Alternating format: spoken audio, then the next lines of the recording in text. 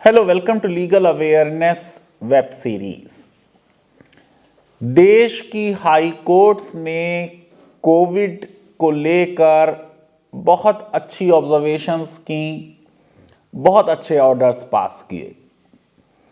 जब 22 अप्रैल को supreme court ने इस मैटर को अपने हाथ में लिया तो देश में एक एंजाइटी और डर का माहौल हो गया कि कहीं सुप्रीम कोर्ट हाई कोर्ट के ऑर्डर्स पर स्टे न लगा दे। दरअसल ये एक्सपीरियंस के बेसिस पे ऐसा हुआ, क्योंकि कई बहुत अच्छे ऑर्डर्स जो पास हुए थे पिछले 1.5 साल में, उन पे सुप्रीम कोर्ट ने स्टे लगा दिया था। चीफ जस्टिस बोबडे के रिटायरमेंट के बाद जस्टिस चंद्रचूड़ लेड बेंच, जिसमें जस्टिस रविंद्र भट्ट हैं और जस्टिस नागेश्वर राव हैं, उन्होंने कई बार हियरिंग की। भारत सरकार ने कई एफिडेविट्स फाइल किए, कोर्ट ने कुछ सख्ती दिखाई, उसकी वजह से हालात बेटर हुए। अब 31 मई को दोबारा इस मैटर पर हियरिंग हुई और कोर्ट ने नोट किया कि जो हालात बहुत बदतर थे पहले, उनमें एक रिमार्केबल इंप्रूवमेंट हुआ है। कोर्ट ने कहा जो उनके अर्लियर ऑर्डर्स हैं वो स्टैंड करेंगे, लेकिन इस ऑर्डर में जो अभी चंद घंटे पहले अपलोड हुआ है, 31 मई का ऑर्डर है, कोर्ट ने मेनली कंसंट्रेट किया भारत सरकार की वैक्सीनेशन पॉलिसी पर। और कोर्ट ने कहा ये पॉलिसी आर्बिट्रेरी है, मनमानी है और ये इरेशनल है, तर्कविहीन है। मैं ये समझता हूं कि ये बहुत स्ट्रांग ऑब्जर्वेशंस हैं। लेकिन इनमें नया क्या है? जो कुछ भारत सरकार की इस पॉलिसी के बारे में देश के इंटेलेक्चुअल्स, इम्यूनाइजेशन के एक्सपर्ट्स, जर्नलिस्ट, इंडिपेंडेंट वाले, गोदी मीडिया वाले नहीं कह रहे थे, वही बातें सुप्रीम कोर्ट ने कह दी। मैं ये समझता हूं कि आज एक तरीके से विंडिकेट हुआ लोगों का स्टैंड कि वो वैक्सीनेशन पॉलिसी जो आनन फानन में बनाई गई, जिसमें अचानक 18 से 44 तक के एज ग्रुप के लोगों को एलिजिबल करार दिया गया और उससे पहले प्रॉपर प्रोडक्शन नहीं था वैक्सीन का, उसकी वजह से ये ऑब्जर्वेशंस आई हैं। मुझे इसमें कुछ नया नहीं लगा, लेकिन जो देश के इंटेलेक्चुअल्स और एक्सपर्ट्स और इंडिपेंडेंट राइटर्स कह रहे थे और क्रिटिक्स कह रहे थे, वही बातें सुप्रीम कोर्ट ने कह दी। सबसे बड़ी चीज जो सुप्रीम कोर्ट ने आज कही है, वो मैं समझता हूं कि उसके बारे में पहले बात करनी चाहिए। देखिए, अभी सेंट्रल विस्टा के मुद्दे पे दिल्ली हाई कोर्ट ने उसको रोकने से इनकार किया और कहा कि ये तो एसेंशियल प्रोजेक्ट है नेशनल इंपॉर्टेंस का। और सुप्रीम कोर्ट का जजमेंट जो था, उसने इसकी लीगैलिटी देख ली। मैंने आपको अपने वीडियो में बताया था, आप उसे देख लें। सेंट्रल विस्टा पर 2 वीडियो हमने बनाए कि पॉलिसी मैटर्स में कोर्ट्स नहीं बोलती। बहुत स्ट्रांगली अपने 9 मई के एफिडेविट में सॉलिसिटर जनरल तुषार मेहता ने आर्गू किया कि ये जो हेल्थ इमरजेंसी है, इसमें सरकार को मैक्सिमम डिस्क्रिशन होना चाहिए और ये एक पॉलिसी मैटर है, इसलिए कोर्ट्स को इसमें इंटरफेयर नहीं करना चाहिए। इस बेंच ने, जिसने 32 पेज का ऑर्डर आज इशू किया है, इस मैटर को एट लेंथ डिस्कस किया। सरकार का आर्गुमेंट कि कोर्ट पॉलिसीज में तभी इंटरफेयर कर सकती है जब मैनिफेस्ट आर्बिट्रेरीनेस हो, और सरकार का यह आर्गुमेंट कि सरकार के पास मेडिकल और साइंटिफिक एडवाइस और ओपिनियन अवेलेबल होता है और ऐसे मामले में ओवर जेलस जुडिशियल इंटरवेंशन नहीं होना चाहिए, यह नोट किया गया।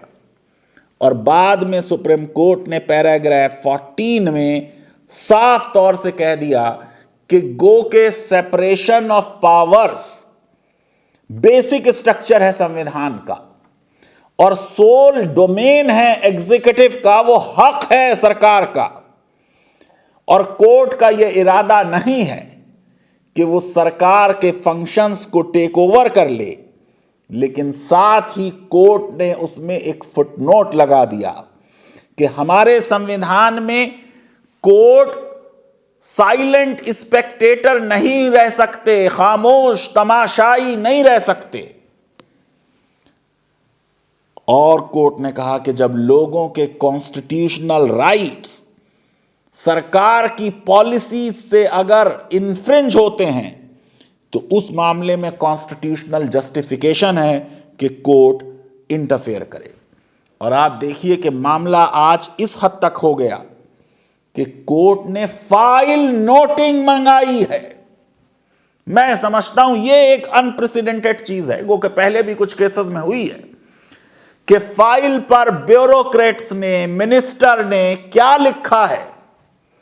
ये जो पॉलिसी बनाई गई थी, जिस पॉलिसी में 18 to 44 वाले लोगों को वैक्सीनेट करने की पॉलिसी आई और उसमें यह कहा कि 50% जितनी भी वैक्सीन प्रोड्यूस होगी वो केंद्र सरकार ले लेगी और 25% प्राइवेट हॉस्पिटल्स ले लेंगे और वो 25% स्टेट गवर्नमेंट्स ले लेंगी। यानी स्टेट गवर्नमेंट्स और प्राइवेट हॉस्पिटल्स का कोटा बराबर किया गया। उसके बारे में साफ तौर से कोर्ट ने कह दिया कि ये जो फ्री वैक्सीनेशन आप पहले कर चुके थे, अब इस ग्रुप में जिसके बहुत लोग 44 से कम उम्र के बहुत लोग न सिर्फ सीवियरली इन्फेक्ट हुए सेकेंड वेव के दौरान, बल्कि बहुत सौ की जानें भी चली गईं। और ये जो आपकी पॉलिसी है ये प्राइमा फेसाई आर्बिट्रेरी है और इर्रेशनल है। मैं समझता हूं कि ये ऑब्जर्वेशंस, और अब सरकार जब दोबारा एफिडेविट देगी, कोर्ट ने कहा है रिव्यू करेगी, मुझे उम्मीद है कि सरकार एक नई पॉलिसी सामने कोर्ट के रखेगी और ये जितने भी लोग हैं उनको वैक्सीनेट करने की जिम्मेदारी भी केंद्र सरकार अपने हाथों में लेगी। दरअसल राज्य सरकारें ग्लोबल टेंडर कर लें, कोर्ट ने नोटिस कर लिया कि वो सारे टेंडर्स फेल हुए। जो बड़े बड़े प्रोड्यूसर्स हैं वैक्सीन के, उन्होंने कहा कि हम तो सिर्फ केंद्र सरकार को देंगे। मैं ये समझता हूं कि ये पूरा वैक्सीनेशन स्कीम फ्री में होनी चाहिए और पूरी वैक्सीनेशन स्कीम केंद्र सरकार द्वारा संचालित होनी चाहिए। राज्यों को किस तरीके से कोटा दिया जाएगा, कितना कोटा दिया जाएगा, ये सब का सब बहुत आर्बिट्रेरी है। कोर्ट ने नोट कर लिया कि किस तरीके से प्राइसिंग में डिफरेंस है, यानी वही प्रोडक्ट और वैक्सीन केंद्र सरकार एक प्राइस पे ले रही है, प्राइवेट हॉस्पिटल्स दूसरे प्राइस पे लेंगे, राज्य की सरकारें तीसरे प्राइस पे लेंगी। कोर्ट ने ये नोट करके कहा कि ये चीजें सही नहीं हैं। और कोर्ट ने ये भी नोट किया कि ये जो वैक्सीनेशन की पॉलिसी है नई, जिसको कोर्ट ने कहा लिबरलाइज वैक्सीनेशन पॉलिसी, इसमें वो लोग जो कोमॉर्बिडिटी से जूझ रहे हैं उनको प्रायोरिटी नहीं दी गई, जो पर्सन्स विद डिसेबिलिटी हैं उनको प्रायोरिटी नहीं दी गई, जिनको और कोई मर्ज हैं उनको नहीं। और उनका बहुत से ऐसे हैं यंग लोग जिनकी फैमिलीज में एल्डरली हैं, बुजुर्ग हैं, बीमार हैं, वो उनका ख्याल रखते हैं। और कोर्ट ने कहा टीचर्स, मैं ये समझता हूं कि टीचर्स का वैक्सीनेशन होना बहुत ज़रूरी है प्रायोरिटी पर, अगर हमको अपना एजुकेशनल कैलेंडर टाइम पे लाना है, शेड्यूल पे लाना है, चाहे वो स्कूल के टीचर हों या यूनिवर्सिटी के टीचर्स हों। और फिर उन्होंने ये बात भी कही कि क्रिमेटोरियम में जो लोग वर्कर्स काम कर रहे हैं वो कितने वैक्सीनेट हुए हैं ये बताइए। अब सरकार के पास एक ही ऑप्शन है कि वो अपनी पॉलिसी को रिव्यू करे और एक रिवाइज्ड डिटेल्ड, उन्होंने बाकायदा पॉइंट वाइज कहा है ताकि कोई पॉइंट रह ना जाए, उस पे एफिडेविट दें।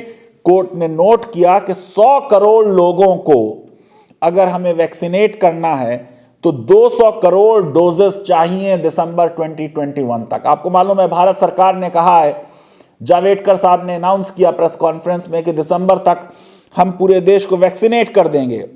कोर्ट ने कहा कि कोई प्रोजेक्शंस कोर्ट से शेयर नहीं किए गए कि ये टारगेट जो है 100 करोड़ को वैक्सीनेट करने का, ये दिसंबर तक कैसे पूरा होगा। कोर्ट ने नोट किया कि जो रिपोर्ट्स आ रही हैं उसमें क्या गवर्नमेंट ने फैक्टर इन किया है, कितना प्रोडक्शन भारत बायोटेक और कितना प्रोडक्शन सीरम इंस्टीट्यूट पूना कर लेगा और कितना रशियन वैक्सीन जो है वो अवेलेबल होगी। और कोर्ट ने कहा कि ये लगता है जितना प्रोडक्शन हो रहा है कि भारत बायोटेक और सीरम इंस्टीट्यूट जो है वो तकरीबन 10 करोड़ डोजेस हर महीने प्रोड्यूस कर पाएंगे और स्पुतनिक वी जो है रशियन वैक्सीन वो कुछ 15-20 करोड़ जो है आपको डोजेस देगी। तो इसका मतलब ये पूरा काम तो 1 साल लगेगा। हम ऑलरेडी जून में हैं, यानी हम 6 महीने में ये 100 करोड़ को वैक्सीनेट करने का टारगेट पूरा नहीं कर पाएंगे।